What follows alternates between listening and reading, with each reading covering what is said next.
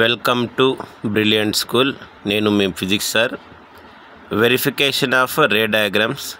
Already మనం క్లాస్లో రే diagrams గురించి తెలుసుకున్నాం కదా. ఈరోజు ప్రాక్టికల్గా చూద్దాం. Different positions of the objects గురించి మనం తెలుసుకున్నాం కదా. ఇప్పుడు ప్రాక్టికల్గా చూద్దాం రండి. First one, object is placed at infinity. చూడండి ఆ డయాగ్రామ్. ఇప్పుడు రియల్గా చూడండి. ఆబ్జెక్ట్ ఇన్ఫినిటీ దగ్గర ఉంటే ఇమేజ్ ఎక్కడ ఫామ్ అయింది? ఈ highly diminish point size image is form అంటే ఫోకస్ దగ్గర ఫామ్ అయింది. సెకండ్ వన్ చూడండి, బియాండ్ సి దగ్గర ఉంటే ఇమేజ్ ఎక్కడ ఫామ్ అయింది?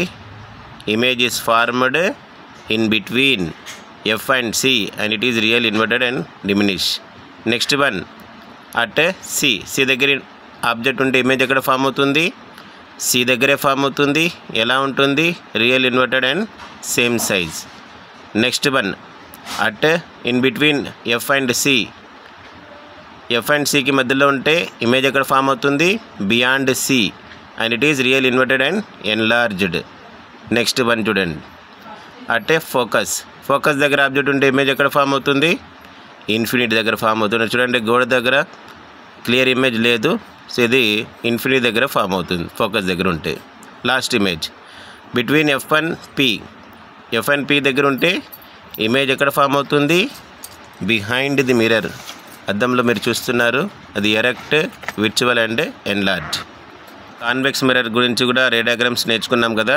ఇక్కడ రెండే ఉంటాయి, ఇన్ఫినిటీ దగ్గర ఒకటి, బిట్వీన్ ఇన్ఫినిటీ అండ్ పోల్. రండి చూద్దాం. సో ఇక్కడ చూడండి, కాన్వెక్స్ మిర్రర్లో ఆబ్జెక్ట్ అనేది ఇన్ఫినిటీకి పోల్కి మధ్యలో ప్లేస్ చేయడం జరిగింది.